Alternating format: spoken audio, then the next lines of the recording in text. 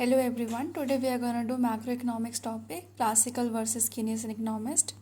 Classical economists believe that there is full employment in the economy. No one is unemployed in the economy. Classical economists also believe that there is perfect competition in labor and product market. According to him, there was only one market, that is perfect competition. Classical economists believe that there is closed economy. That means you are bounded within the country, you cannot export or import. Whereas open economy is the one which is not bounded within the country and it can export and import from other countries. Then classical economists believe that labor is homogeneous. Homogeneous means same to same. Classical economists believe that all labors will give same amount of productivity. Then classical economists believe that wages and prices are flexible. That means wages and prices cannot be changed. And capital, stock and technological knowledge are given in short run. He says that capital, stock and technological knowledge are constant and cannot be changed in short run. And classical economists believed in laissez-faire, which means no government intervention is required. In classical economics, there was very important law, Say's laws of market, which was given by J.B. Say, and further it was followed by Alfred Marshall and Pigou. This law justifies full employment. The crux of Say's law is supply creates its own demand. J.B. Say said that production creates its own demand. He said that supply of a product develops the demand of that product, which avoids the problem of overproduction. According to J.B. Say, anything can be sold if you have the talent to sell, and because of which there cannot be any overproduction. Then came the Keynesian economics. Let's talk about Keynes' assumption. Keynes assumed that there can never be full employment in the economy. He said that there are two types of unemployments which always prevail in the economy. Those are structural unemployment and frictional unemployment. Structural unemployment is the one where people are unemployed due to lack of modern skills. And frictional unemployment, you can say the gap or unemployment between one employment and other employment, or the gap between two jobs. J.B. Say said supply creates its own demand, whereas Keynesian denied this and said demand creates its own supply. According to him, the more the demand of the product, the more will be the supply or production of the product. Then third Keynes assumption was inadequate analysis for the demand of money. Keynes argued most of the assumptions of classical economists are not true. He said classical didn't even properly analyze the demand for money. According to classical economists, people only hold money for transaction purpose.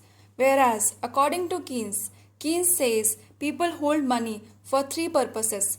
First is transaction motive, second precautionary motive, third speculative purposes.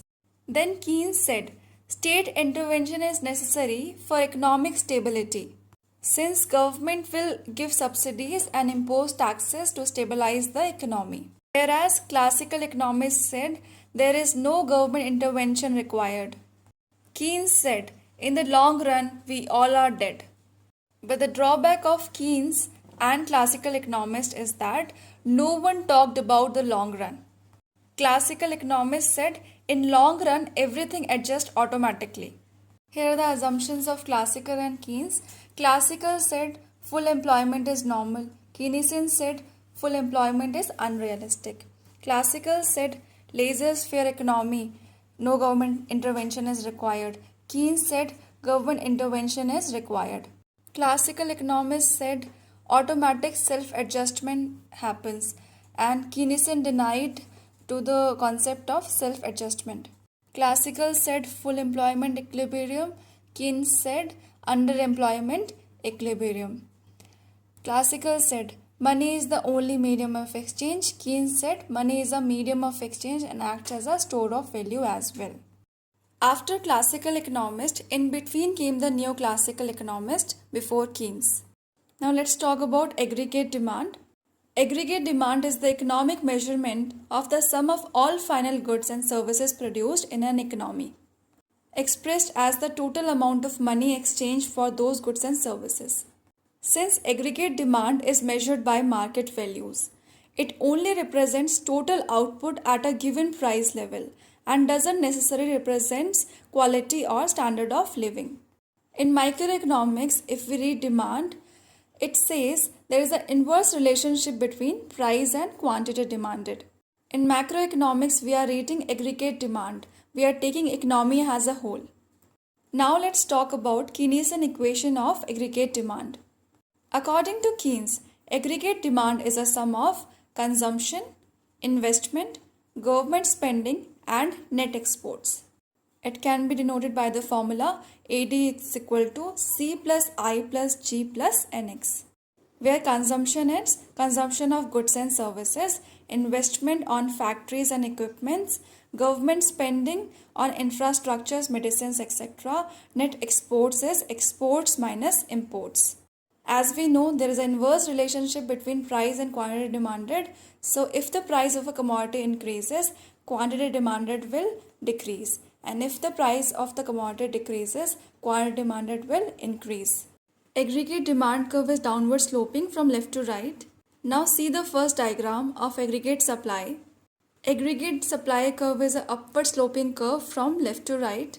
The higher the price of the commodity, the more would be the profit for the producer. And lower the price of the product, the lower would be the profits. Now let's see the equilibrium point.